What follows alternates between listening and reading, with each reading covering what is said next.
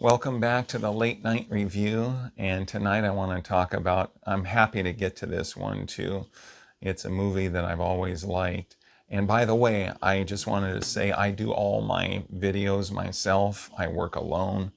I do all the editing for these videos, the intros, the outros, everything in the middle. I pick the free music, the free photos, and I do everything. So please like and subscribe. It makes my hard work feel worthwhile, and it is hard work. And I think there's other YouTubers who are doing probably even harder work because they're putting out more videos more often and maybe doing bigger things. But I am working hard, and some YouTubers hire people to do their editing and all that. I've never done that. I've always done everything by myself, alone. So I'd really appreciate it if you like and subscribe and share this video and share this channel with other people so they could see this kind of content as well. And hit the like button, spread it around. But this movie is one of my favorite movies. It's one of my favorite Halloweens. I forgot how much I actually liked it. I seen it many, many, many times when it first came out. And I watched it again recently, and it kind of dropped over the years for me because there are a couple things that are irritating. There's a couple choices I didn't like. But I seen it not too long ago before I did this video and forgot how much I liked it. I'm talking about Halloween 5, The Revenge of Michael Myers. And this comes right after one of my very favorite Halloweens of all time, Halloween 4, The Return of Michael Myers. I really think that's one of the best in the whole franchise. I forgot how much I liked Halloween 5 and the atmosphere. And yes, there's some irritating parts. I'll just get it right out of the way. Tina is such an irritating character in here, very irritating. And there's the two cops, and the weird music starts when the two cops show up. That's kind of irritating. But actually, that doesn't bother me too much. The two cops, it's silly, kind of campy and silly, and I didn't mind it. But Tina was a very irritating character. But actually, I'm more irritated by the whole family in Halloween 6. And then the father with blonde hair, that he's so obnoxious, and how he talks to his family and how he talks about the subjects at hand, and then Michael Myers. Yeah, but his whole family kind of irritated me. And to me, together, they were more irritating than Tina in Halloween 5. And the thing I like about Halloween 5, and actually I like the mask in Halloween 5. I know a lot of people don't, and I can understand that.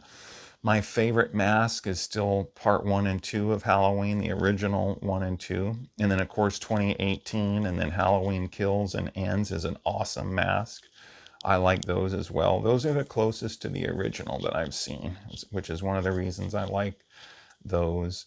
But Halloween 5, the mask in here, the reason I like it better than the one in H2O is because the neck looks more powerful in here. I like Michael Myers with kind of a thick neck. Like in the first one at the mask, it kind of showed his neck as a little thicker. And H2O was a little too narrow, made him look not as big. But I think the actor in here, from what I've heard, the actor in here wasn't very big in Halloween 5, but the way they filmed him, the way he stood, made him look big. Like when he stood next to Loomis and he has a knife in his hand, I thought he actually looked good with his shoulders and then the neck. And something about the mask in here, it's not for everybody. I understand those who don't like it, but for some reason, to me, it added to the Halloween atmosphere. Something about it. And then when he has the sigh in the barn with the mask, something about it kind of looked Halloweeny, kind of added to the atmosphere. But I forgot how much I like this movie. One of the reasons I like it is because it's similar to part 1 and 2, where you see him in the background a lot with the mask. He's walking around, he's in the shadows. Then you could see the white mask too. And he's in Haddonfield. He's taking people out, similar to the first two, and part 4. So I like that. Halloween 6, to me, even though this is not a review about Halloween 6, was okay, but it was so weird.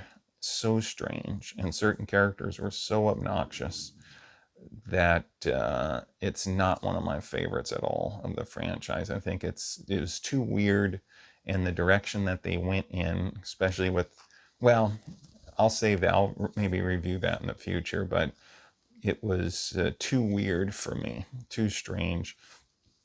But Halloween 5 was more going with the original formula, and I appreciated that. And I like the music in here. I like the atmosphere. I like the pumpkins. I like the decoration. I like the art direction in Halloween 5. I really did forget how much I liked this movie when it first came out, and now it kind of reawakened it for me. It was strange. It dropped and dropped over the years because I hadn't seen it for so long, and I'm thinking about, oh, the character of Tina, she's so irritating, and then some of the other things in the movie, some of the stuff that I think they could have made a couple better choices in the direction of the way the film went. But after I saw it again recently, it kind of reawakened it for me, and I really forgot how much I liked it. I do like Halloween 5, and I really like the part where he escapes the mine after they throw the dynamite in there and he goes downriver. I love that scene where he's in the water going downriver, and then the hermit, he goes to the hermit's house and he nurses him back to health. And that's one of my favorite sequences. There's never been this offhand, off the top of my head, I can't remember a scene where he's actually in any of the Halloween movies where he's going downriver. And the way that looked at night was pretty awesome. I thought pretty neat, pretty cool. And then he goes to the hermit, and then of course later he does take the hermit out. And almost all my videos are spoiler reviews because I'm talking about video or movies that have been out for decades. And then as far as Jamie Lloyd, the character of Jamie Lloyd, the fact that in part 4 she had the scissors in her hand and she looked like she was going to be the next Michael Myers, and people were thinking, wow, is she going to be the next one? And if they would have went in that direction, that would have been very intriguing and interesting. But it never really did bother me that she didn't go down that road. The little girl becoming this serial killer. It never really appealed to me as much as it had to some other people that they wanted the director, the writer to follow that path where she would have been the next Michael Myers and the next killer. It didn't bother me that they didn't go down that way too much, even though if they would have went down that way, it would have been very interesting. But it didn't bother me that the little girl didn't become a serial killer. I was actually in a way relieved that she didn't, because I felt sorry for her after what she went through.